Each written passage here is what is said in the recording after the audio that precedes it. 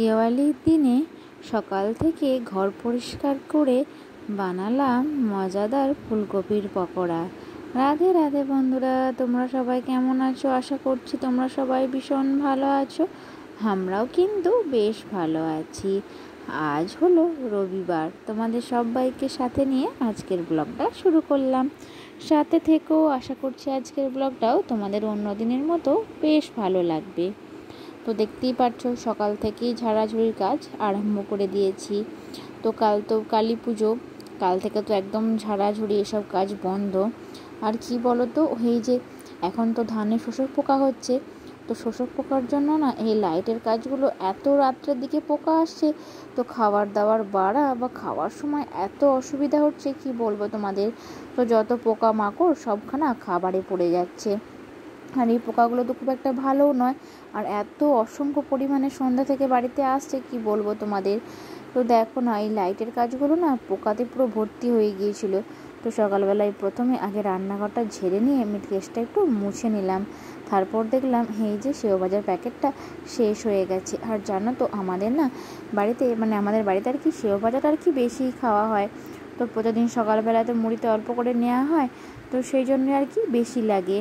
তো সেই জন্য প্যাকেটটা কেটে এবারে কৌটোর মধ্যে কুড়িয়ে দিলাম আর কি।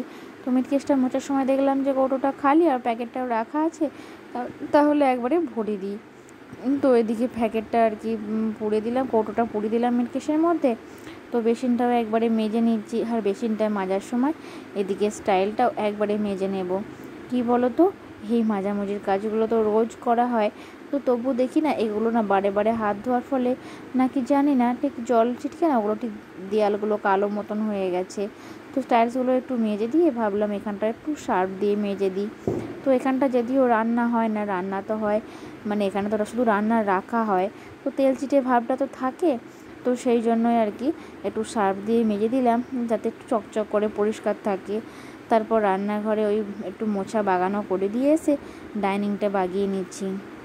আর এই যে বললাম পোকার জন্য লাইটের কাজগুলো না ঝুলের মতো ঝুলছে পোকাগুলো, আর দেখতে কি বিচ্ছিরি লাগছে। তো সেই জন্য সব লাইটের কাজগুলো আগে ঝেড়ে দিলাম। তারপর দেখলাম ওদিকটা একটা মাকড়সা ছিল, তো মাকড়সাটাকেও না ঝেড়ে নামিয়ে দিলাম। আর কি বলো তো, ওই ঘর ঝাড়ার সময় যদি মাকড়সাগুলোকে না ঝেড়ে মেরে দেওয়া হয় একদম, ওগুলো না দেয়াল বেয়ে আবার উঠে গিয়ে আবার নোংরা করবে।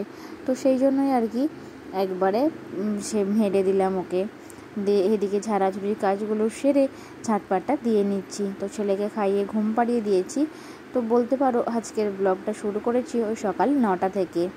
তো প্রথমে বিছানা তোলা, বাগানো, আমার রুমটা ঝাঁট দেওয়া, বাগানো সব হয়ে গেছে। ছেলেকে খাইয়ে ঘুম পাড়িয়ে দিয়ে তারপর এই কাজগুলো করছি। আর কি বলো তো, মনে হয় রোজকার রুটিনের যে কাজগুলো তাড়াতাড়ি সেরে নিই।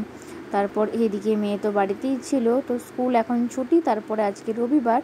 তো ওকে এই রুমটাতেই পড়তে বসতে বললাম, কেননা ওই আমাদের রুমটাতে তো ভাই ঘুমাচ্ছে, তো সেই জন্য ও পড়ছিল আর কি। আর যেখানে তো মেয়ে পড়বে সেখানে ঠিক পেন্সিল ছোলা ফেলে রেখে দেবে। তো বলি যে যখনই পেন্সিল ছুলবে হাতে করে নিয়ে গিয়ে বাইরে ফেলে দেবে। তো পড়ার সময় না হলেও যখন পড়া শেষ হয়ে যাবে তখন ফেললেও হবে, কিন্তু কে কার কথা শোনে, ঠিক পেন্সিল ছুলবে আর মেঝের মধ্যে ফেলে দেবে। তো এই নোংরা ঝাঁট দেওয়ার পর হলে না খুব আমার বিরক্ত লাগে। তো সব সময় সারা দিন পরিশ্রম করে যাই এই বাড়ির পিছনে, যে সব সময় যেন পরিষ্কার পরিচ্ছন্ন থাকে, গোছানো থাকে। কিন্তু কি বলো তো, এই যে ছেলে এখন হামা দিতে শিখেছে, এখনও চলতে শেখেনি। তো যখন ও চলতে শিখবে তখন এই আমার গোছানো বাগানো রাখাটাই মুশকিল হয়ে পড়বে। তো জানি না কি করে আমি পরিষ্কার পরিচ্ছন্ন রাখবো। তো এত ছটপটে হয়েছে ছেলে কি বলবো তোমাদের। তারপরে এই যে টেবিলের তলাটা দেখো ভালো করে ঝেড়ে নিলাম। আর ওই টুলটা তলার দিকটা না একটু মাকড়সার ঝুল হয়েছিল, তো সেটাও ভালো করে ঝেড়ে দিলাম। তো দেখবে যেখানে নিচের দিকে আর কি বেশি সচরাচর ঝাঁট দেওয়া হয় না, সেখানে ঝাঁটা দেওয়া হয় না আর কি, তো সেখানটা দেখবে আগে মাকড়সায় ঝুল করে দেবে। তো এদিকে দেখো বস্তার মধ্যে না আজ তো হাট বাজার নিয়ে চলে এসেছিলো, তো আলুর বস্তাটা ওখানে রাখা আছে আর কি। তো ওই প্রত্যেক হাট বাড়ি তো নেওয়া হয় আলু, তো সেখানে রাখা আছে, সিঁড়ির তলাটা করি না আলুগুলো রাখা হয়। তো এদিকে আমি ঝাঁট দিতে মাও চলে এসেছে যে ওই বস্তাটা থেকে আলুগুলো ওখানে ঢেলে দিতে। তো এখানে থাকলে কি বলো তো, নেওয়ারও সুবিধা হয় আর দেখারও সুবিধা হয় যে পচে যাচ্ছে নাকি। তো এদিকে আমি ঝাঁটপাটের কাজ সেরে যে নিয়ে নিয়েছি অল্প পরিমাণ বেসন, আর এখন নিচ্ছি একটু ভাজা মশলা। তো জিরে আর লঙ্কা মানে ওই শুকনো কাঠকলায় ভেজে আর গোড়ানো আছে, আর আদাটা ওই ছাদে রোদে শুকিয়ে আর গুঁড়িয়ে রেখেছি। তো পরিমাণ মতো আর কি নিয়ে নিলাম একটু আদা গুঁড়ো, একটু ভাজা মশলা। আর দেখো বেসনটা নিয়ে নিয়েছি, তো বেসন বেশি নেব না। আর এই পকোড়া করার সময় না বেসন খুব একটা যে লাগে তা নয়। তো এদিকে ছেলের দুধটা ঠিক করে নিলাম। তো এদিকে ছেলের দুধ বসিয়ে দিয়েছি, আর এদিকে কড়াইয়ের মধ্যে তেল গরম করতে দিয়ে ফুলকপিটা কেটে নিচ্ছি। তো আজকে বাজারেরই আর কি টাটকা ফুলকপি। তো ফুলকপিগুলো খুব ছোট ছোট করে কেটে নিচ্ছি। আর কি বলো তো, এই ফুলকপির পকোড়াটা আজকে মানে এবছর আর কি প্রথম বানাচ্ছি। আর এই শীতকালীন না ওই ফুলকপি বাঁধাকপির পকোড়াগুলো খেতে খুব ভালো লাগে। আর কি বলো তো, এরকম পকোড়াটা বাড়িতে বানিয়ে দেখবে, এত খেতে টেস্ট হয় কি বলবো তোমাদের। তো আমার মেয়ে তো আজকে বলছিল যে সে মুড়ি খাবে না, সে নাকি শুধু এই গরম গরম পকোড়া সস দিয়ে খাবে। তো যাই হোক, বেশি তো যে কোনো জিনিস খাওয়া ভালো নয়, বিশেষ করে তেলের খাবারটা। তো যাই হোক, আমি ছোটো ছোটো করে দেখো ফুলকপিগুলো সব কেটে নিলাম। তো একটা ফুলকপি গোটাই নিয়েছিলাম, তারপর ভালো করে ধুয়ে ওর মধ্যে একে একে নুন আর হলুদ দিয়ে দিচ্ছি। তো কি বলো তো, এই সবজি দিয়ে পকোড়া করলে একটু নুন হলুদ দিয়ে ম্যারিনেট করে রাখলে না নরমও হয়ে যায় আর খেতেও ভালো হয়। তো তারপর না ওর মধ্যেই দিয়ে দিলাম অল্প পরিমাণ চিলি সস। তো বেশ ঝাল নুন ঝাল হবে। তারপর কি বলো তো, যে ওটা ম্যারিনেট করে রেখেছিলাম, ওই যে বেসনটা নিয়ে এসেছিলাম, আদা গুঁড়ো আর ওই শুকনো লঙ্কা আর জিরে গুঁড়ো যে নিয়ে এসেছিলাম আর নুন দিয়ে, তো ওর মধ্যেই আর কি দিয়ে দিলাম। দিয়ে অল্প পরিমাণ জল দিয়ে, বেশি পাতলা করব না, তো শক্ত শক্ত করেই মেখে নিলাম। তো মা এদিকে ওই বাইরে থেকে মাছটা ধুয়ে নিয়ে চলে এসেছিলো, তো আমার কাছে নুন নিতে এসেছিলো আর কি। তো নুন মাখিয়ে রেখে দিল ধুয়ে। তো আমি এদিকে কড়াইয়ে তেলটা গরম হয়ে যাওয়ার পর দেখো একে একে ফুলকপির পকোড়াগুলো তেলের মধ্যে দিয়ে দিলাম। খুব একটা বেশি বড় করব না, ছোট ছোট সাইজের করব, তাহলে বেশ মুচমুচে হবে খেতে। আর জানো তো, এটা খেতে না আজকে অসাধারণ হয়েছিল। তোমরা কিন্তু এটা বাড়িতে অবশ্যই ট্রাই করে দেখবে। বেশি উপকরণও লাগে না, অথচ খেতেও ভালো হয়। আর আমি এর মধ্যে না আদা নয় সরি ওই পেঁয়াজ আর রসুন বাটাটা দিলাম না। তো তোমরা যদি যারা নিরামিষ খাও না আমিষ খাও, তারা কিন্তু অবশ্যই পেঁয়াজ আর রসুন বাটাটা এর মধ্যে দিতে পারো, তাহলে কিন্তু দেখবে আরও ভালো টেস্ট হবে। তারপর ভাবছি যে একদিন নিরামিষ কিছু বানিয়ে আর কিছু আমিষ বানাবো আর কি। তো আমরা তো খাই পেঁয়াজ রসুন দেওয়া, তো সেই জন্যই আর কি। তো যাই হোক, আজকে অল্প পরিমাণেই বানালাম, সেই জন্য নিরামিষই বানালাম আর কি। তো এদিকে দেখো গ্যাসের ভলিউমটা কিন্তু একদম অল্প রাখবে। আর এটা না বেশ কমিয়ে কমিয়ে গ্যাস মানে ওভেনটা, যে গ্যাসের ভলিউমটা কমিয়ে কমিয়ে ভাজলে কি বলো তো সবজিটা ভালোভাবে ভাজা যায়। তো আমার একদম রেডি ফুলকপির পকোড়া। তো মেয়েকে দিয়ে দিলাম খেতে, আর এদিকে ছেলের জন্য সবজির ঝোলটা বসিয়ে দিচ্ছি।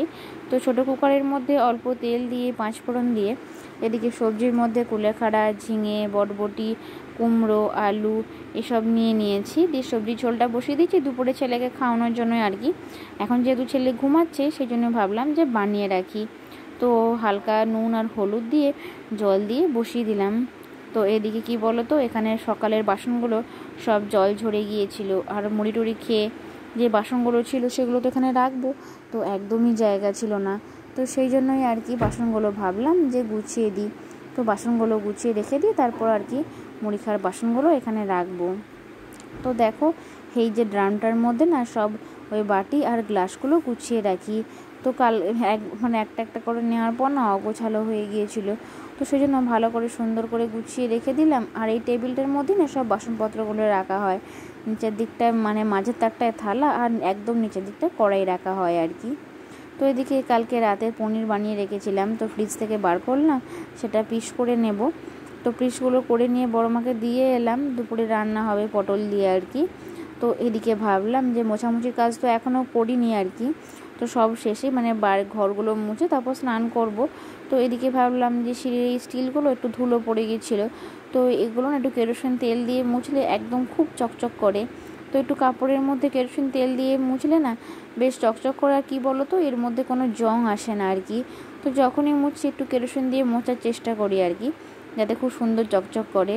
তারপর সিঁড়িটাও মুছে নিলাম একদম ভিজে কাপড় দিয়ে, আর সিঁড়িটা তো একদম স্ট্যান্ড দিয়ে মোছা যায় না, তো সেই জন্যই আর কি মুছে নিলাম।